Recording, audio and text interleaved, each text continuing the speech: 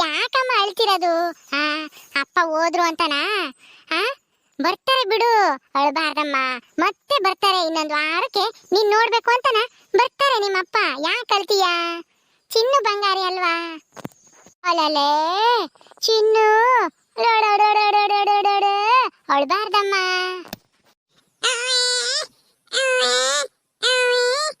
ಯಾಕ್ರದ ನಿನ್ ಮಗಳು ಅಳ್ತಾ ಇರಂಗಿದ್ದಾಳೆ?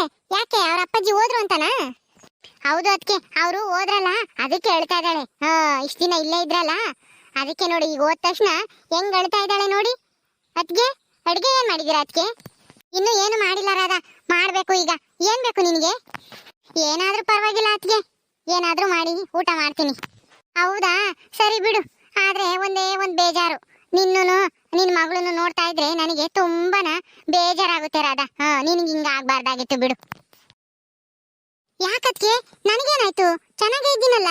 ಪಾಪನು ಚೆನ್ನಾಗೇ ಇದ್ದಾಳೆ. ನಿಮ್ಗೆ ಯಾಕೆ ಬೇಜಾರಾಗ್ತೈತೆ? ಅಲ್ಲ, ನೀನು ಗಂಡನ ಮನೆಗೆ ಹೋಗ್ತೀಯೋ ಇಲ್ವೋ ಅಂತನ. ಅದಕ್ಕೆ ನೆನೆಸ್ಕೊಂಡು ಬೇಜಾರಾಗ್ತೈತೆ ಅಷ್ಟೇನೆ. ಏನದ್ಕೆ ನೀವ್ ಹೇಳ್ತಾ ಇರೋದು? ನಿಮ್ ಮಾತಿನ ಅರ್ಥ ಏನು? ಅಲ್ಲ, ಪಾಪು ದೊಡ್ಡಳಾದ್ಮೇಲೆ 9 ತಿಂಗಳಾದ್ಮೇಲೆ ನಾಮಕರಣ ಮಾಡ್ಕೊಂಡು ಹೋಗ್ತೀನಿ, ಅಲ್ಲಿವರೆಗೂ ಇಲ್ಲೇ ಇರ್ತೀನಿ. ಯಾಕತ್ಗೆ ನಿಮಗ್ ಡೌಟು? ಯಾಕೆ? ಅಯ್ಯೋ ರಾಧಾ, ನೀನು ತುಂಬಾ ಮುಗ್ದೆ ಕಣೆ. ನಿನಗೆ ಏನು ಅರ್ಥ ಆಗಲ್ಲ. ಅಲ್ಲ, ನಿಮ್ಮ ಅತ್ತೆ ಬಂದು ಆ ಪಾಪು ಮುಖಾನು ನೋಡ್ಲಿಲ್ಲ, ಹಂಗೆ ಹೊರಟೋದ್ರು ನಿಮ್ಮ ಅತ್ತೆ. ಅಲ್ಲ, ಅಂತವ್ರು ನಿನ್ನ ತಿರ್ಗಾ ಸೇರಿಸ್ತಾರೆ ಅವ್ರ ಮನೆಗೆ? ಯೋಚನೆ ಮಾಡು. ಅತ್ತಿಗೆ ಅವ್ರೇನೋ ಸಿಟ್ಟಲ್ಲ ಹಂಗಂತ ಹೇಳೋಗಿದ್ದಾರೆ.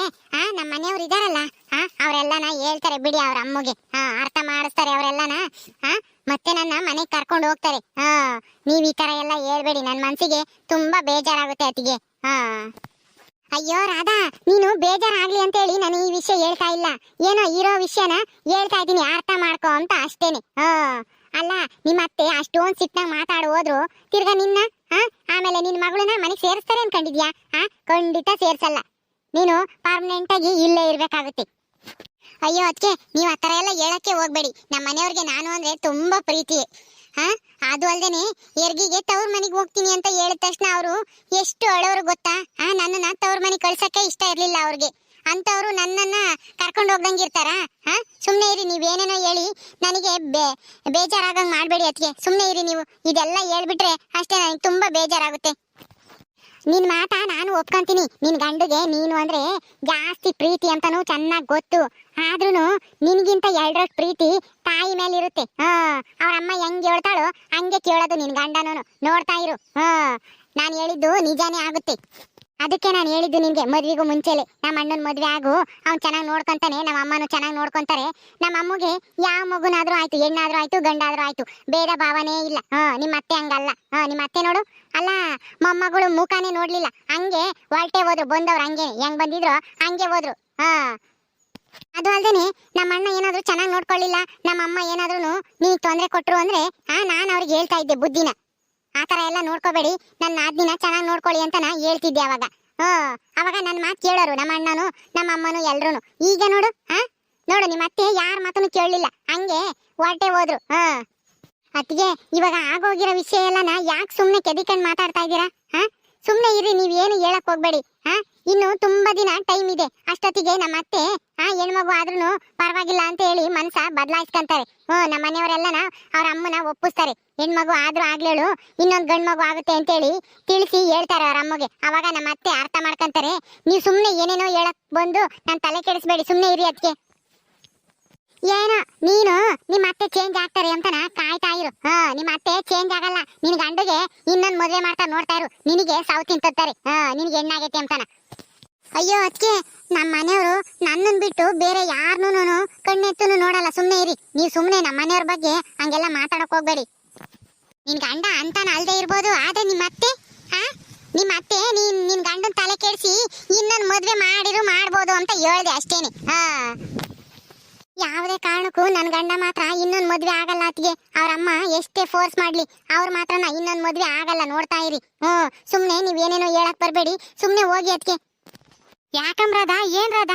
ಏನ್ ನಿಮ್ಮಿಬ್ರು ಗಲಾಟಿ?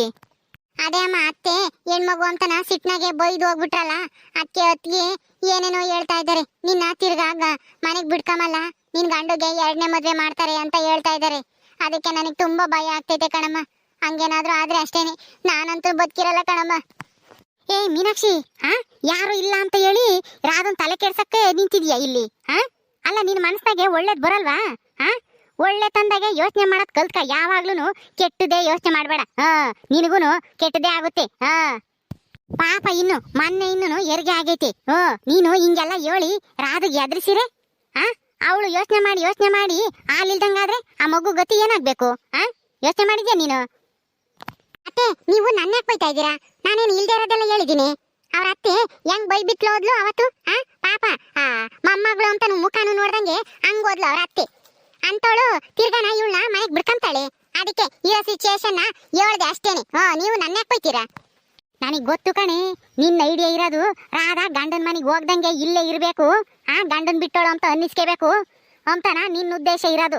ಅದಕ್ಕೆ ಇವಾಗ್ಲೇನೆ ರಾಧಗೆ ಇಲ್ದೇ ಇರೋದೆಲ್ಲ ಹೇಳ್ಕೊಡ್ತಾ ಇದ್ಯಾ. ನೀನು ಇಂಥವೆಲ್ಲ ಯೋಚನೆ ಮಾಡಕ್ ಹೋಗ್ಬೇಡ.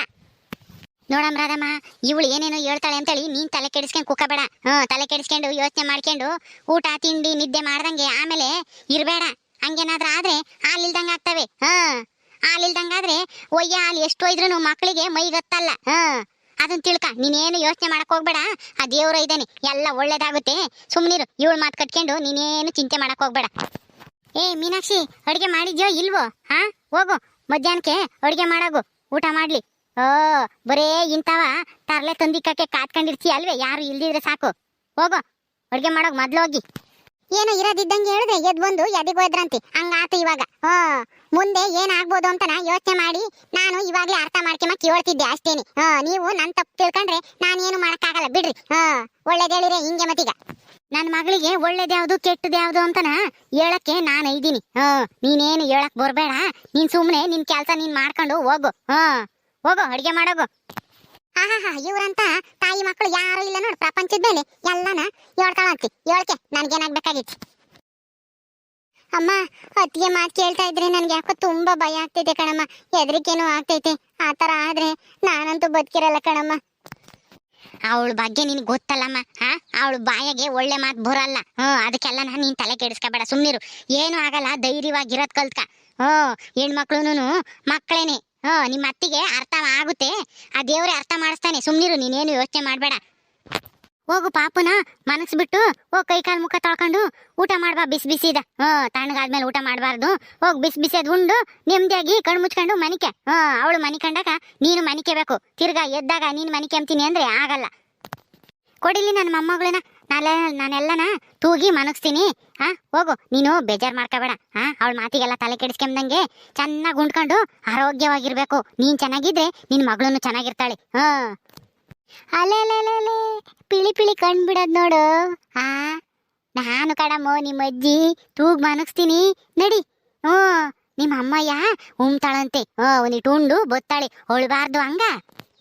ಈ ಕತೆ ಇನ್ನು ಮುಂದುವರಿಯುವುದು. ಪ್ಲೀಸ್ ಲೈಕ್ ಮಾಡಿ, ಶೇರ್ ಮಾಡಿ. ಹಾಗೆ ಇನ್ನೂ ಯಾರು ನಮ್ಮ ಚಾನಲ್ ಸಬ್ಸ್ಕ್ರೈಬ್ ಮಾಡ್ಕೊಂಡೆ ನೋಡ್ತಾ ಇದ್ದೀರಾ, ದಯವಿಟ್ಟು ಸಬ್ಸ್ಕ್ರೈಬ್ ಮಾಡ್ಕೊಂಡು ನಮಗೆ ಸಪೋರ್ಟ್ ಮಾಡಿ. Thank you.